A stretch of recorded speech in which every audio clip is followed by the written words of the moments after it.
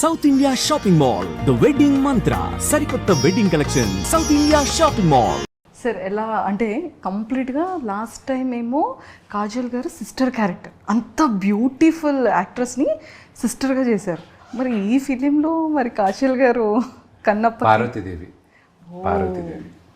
అసలు ఒక మంచి బ్యూటిఫుల్ క్యారెక్టర్. ఎక్స్ట్రాడినరీ. తను కూడా అద్భుతంగా ఉంది చూడడానికి.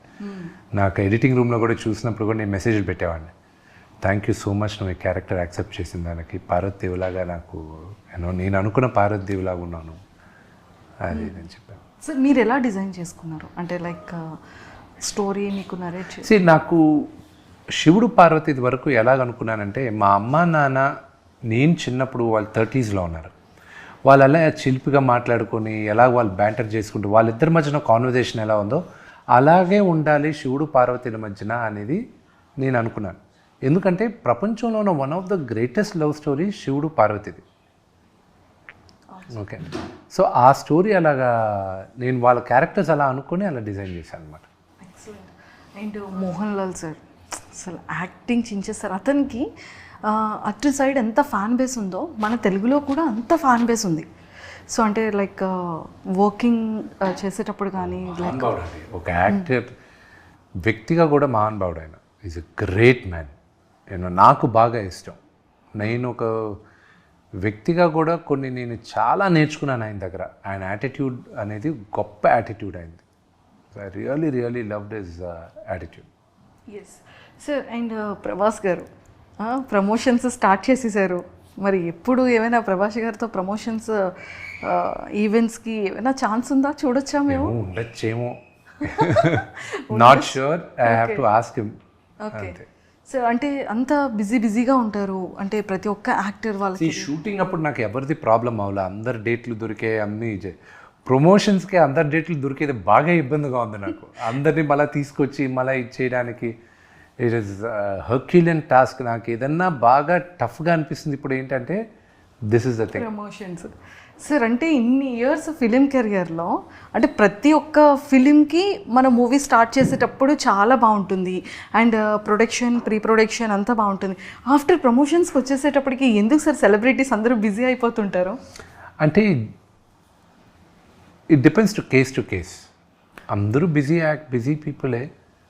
కొంతమంది ప్రమోషన్ చేయడానికి ఇష్టపడతారు, కొంతమంది నామోషి ఫీల్ అవుతారు, కొంతమంది మాత్రం వాళ్ళని క్షమించకూడదు. ఏం చేస్తామని అని అంటారు. That is very wrong. This is your baby. ఈ బేబీని ప్రపంచానికి తీసుకురావాలి.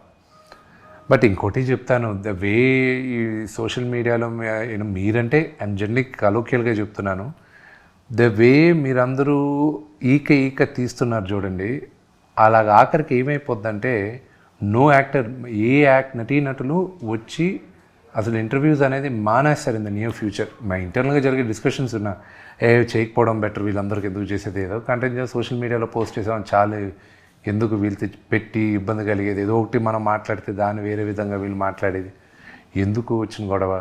ఎందుకంటే ఇప్పుడు చాలా సెన్సిటివ్ అయిపోయింది అన్నీ, అండ్ దానివల్ల భయపడతారు కూడా. సార్ ఇది అంటే చాలా వరకు ఇది ఛానల్స్లో ప్రాబ్లం అవుతుంది. కానీ ఇండివిజువల్గా కంటెంట్ పోస్ట్ చేసినప్పటికీ కూడా కొంతమంది మీమర్స్ అదే కంటెంట్ని తీసుకెళ్ళి మీమ్స్ కూడా చేసేవాళ్ళు ఉన్నారు. అదే చెప్తాను కదా, ఆఖరికి ఏమవుతుందంటే లాస్ విల్ కమ్. దీనికి ముందు చట్టం లేదు సోషల్ మీడియాకి. చట్టం దీనికి ఒక 20 సంవత్సరాల ముందు సోషల్ మీడియా అనేది ఇంత ర్యాంపెంట్ కాదు, ఇప్పుడు ర్యాంపెంట్ అయింది. నెక్స్ట్ 5 to 10 yearsలో చాలా లాస్ వస్తాయి. వచ్చేసింది కదా సార్. అదే ఇంకా లాస్ విపరీతంగా వస్తాయి. ఒకటి ఎస్పెషలీ నౌ యునైటెడ్ స్టేట్స్లో మొన్న చదివాను, which was very interesting for me. ఇది గుర్తుపెట్టుకోండి, స్టూడెంట్స్ ఎవరైనా అక్కడ వీసాలు అప్లై చేయాలంటే వాళ్ళ సోషల్ మీడియాని స్కాన్ చేస్తారంట. సో మీకు స్టూడెంట్ వీసా కావాలంటే social media will be scanned. Work వీసాలో కూడా మేము దాన్ని త్వరలో ఇంప్లిమెంట్ చేస్తాం, సోషల్ మీడియా స్కాన్ చేస్తాం అన్నారు. సో అప్పుడు ఏమవుతుంది, యూ విల్ బీ కాషియస్. నువ్వు కానీ ఏమైనా బూతులు మాట్లాడినా, లేకపోతే ఏమైనా తప్పుగా ఏమైనా పెట్టినా, లేకపోతే ట్రబుల్సమ్గా ఉన్నావు అనుకో సోషల్ మీడియా పోస్ట్లో, నేను యాక్సెప్ట్ చేసి యూనివర్సిటీ కూడా యాక్సెప్ట్ చేయదు, నీకు వీసా రాదు అని ఆ భావన వెళ్తున్నారు వాళ్ళు. రేపు ఏమవుతుంది, మీరు ఉద్యోగానికి వచ్చేటప్పుడు they will do a social media scan. So ఎందుకు మనకి ఇతను ఏదో ట్రబుల్సమ్గా ఉన్నాడు, ఇతను వద్దులే అనేది. So this will become a huge pattern. This is the beginning of the pattern. వెళ్ళంగా అది అవుతుంది. Yes sir. సో మేము అంటే ఇప్పుడు ఆల్రెడీ టాపిక్ వచ్చింది కాబట్టి అడుగుతున్నాను. చాలా సిచ్యువేషన్స్లో కానివ్వచ్చు, లేదు అంటే ఫిలిమ్స్లో కానీ, లేదు అంటే మనం స్టేజ్ మీద స్పీచ్ ఇచ్చేటప్పుడు కానీ, లేకపోతే ఇంటర్వ్యూస్లో కొన్ని పార్ట్స్ తీసి ట్రోల్స్ చేస్తుంటారు. కొన్ని హెల్దీ వేలో వెళ్తాయి, కొన్ని ప్లస్ అవుతాయి, కొన్ని మైనస్ అవుతాయి. కొంతమంది సెలబ్రిటీస్ కూడా వాళ్ళ ఫిలిం ప్రమోషన్స్ కోసం వాంటెడ్లీ స్కిట్ కంటెంట్ని ప్రిపేర్ చేసి కొంచెం కాంట్రవర్సల్ కూడా చేసుకునే వాళ్ళు కూడా ఉన్నారు. అంటే కొంత సెలబ్రిటీస్ కూడా ఎంకరేజ్ చేసేస్తున్నారు కొన్ని థింగ్స్లో, ఎంటైర్ సోషల్ మీడియా కాకుండా. సో అలా వర్స్ట్గా కమెంట్స్ చేసే వాళ్ళకి, ట్రోల్స్ చేసే వాళ్ళకి, చాలామంది సెలబ్రిటీస్కి చాలా హర్టింగ్ అనిపిస్తుంది, చాలా పెయిన్ ఉంటుంది. సో ఒక సెలబ్రిటీగా, ఒక యాజ్ యాక్టర్గా మీరు అలాంటి వాళ్ళకి ఏం చెప్తారు సార్? ట్రోలర్స్ నేనేం చెప్పనండి. వాట్ ఇస్ దర్ కింద కమెంట్స్ చూసేటప్పుడు, ట్రోల్స్ చూసేటప్పుడు మీ ఫీలింగ్? థింగ్ ఈజ్ జనరల్గా కామెంట్స్ అవన్నీ మేము చదవం, బికాజ్ వీ నో దాట్ తెర వెనక నుండి చేస్తున్నారు కాబట్టి తెలుసు. అంతేగాని వాళ్ళ అడ్రస్లు ఇచ్చి వాళ్ళు పలానా వాళ్ళ పిల్లల్ని నేను మా అమ్మ నాన్న ఇది నేను పలానా అడ్రస్లో ఉంటానని చెప్పారనుకోండి, ఎవరు ఇప్పుడు అదే వ్యక్తి ఎదురుగా వచ్చి మాట్లాడమనండి, అదే విధంగా మాట్లాడరు. ఎందుకు మాట్లాడుతున్నారు మీరు? ఎవరో దొరకవు కాబట్టి, ఇది కాబట్టి ఒక అమ్మాయిని మీరు అసభ్యకరంగా మీరు కామెంట్ చేయాలనుకున్నా, ఒక చిన్న బిడ్డను కామెంట్ చేయాలనుకున్నా, మీరు దొరకరు అన్న ధైర్యంతో మీరు ఎక్కడో చేస్తున్నారు. అదే రేపు దొరుకుతారన్నది ఇది వచ్చింది అనుకోండి, చేయరు మీరు.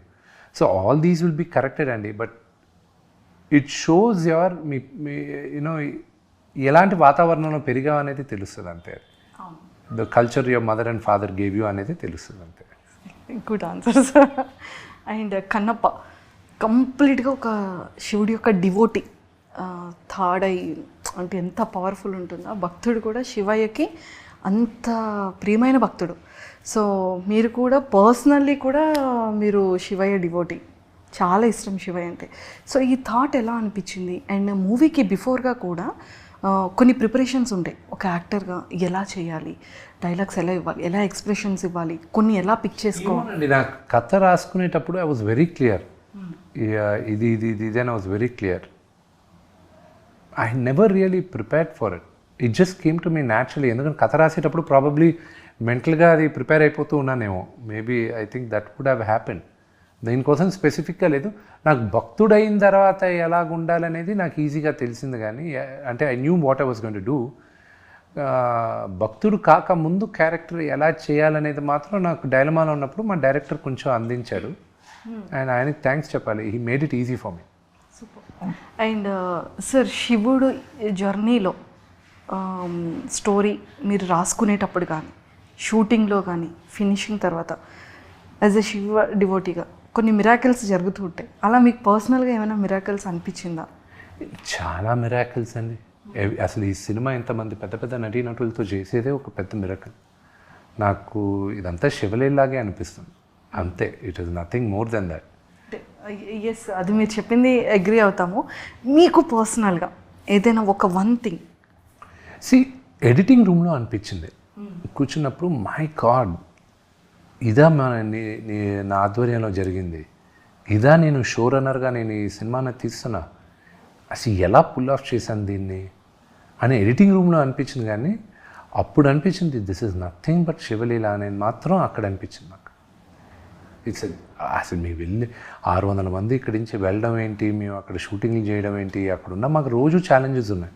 ఆ ఛాలెంజెస్ ఏంటి, ఇదేంటి, అదేంటి, everything was a challenge. But ఇప్పుడు వచ్చి చూసుకుంటే we enjoy the process. We all did everything. నవ్వుకుంటూ ఎంజాయ్ చేసుకుంటూ వచ్చేస్తాం అంతే. సూపర్. సార్, ఏ ప్లేసెస్లో షూట్ చేశారా? మోస్ట్లీ న్యూజిలాండ్, నార్త్ ఐలాండ్ చేసాం, సౌత్ ఐలాండ్ చేసాం. మేజర్ పార్ట్ వచ్చి భక్తుడు కాక ముందున్న పార్ట్ అంతా మేజర్గా మేము నార్త్ ఐలాండ్లో షూట్ చేసాం. ఒక 9,000 acre ఫామ్ రెంట్కి తీసుకున్నాం. అక్కడే సెట్లు అంతా. అసలు ఆ ఫామ్లో ఎన్ని లొకేషన్స్ ఉన్నాయో. It's amazing. And you will love the sceneries, locations. You will love it. Sir, ఏమైనా ఇన్స్టాలో పోస్ట్ చేస్తే మేము కూడా చూస్తాం సార్. ఇంకెందుకు, సినిమాలో చూసేచ్చు. ఇంకా త్వరలో 20 daysలో చూసేచ్చు సినిమాలో.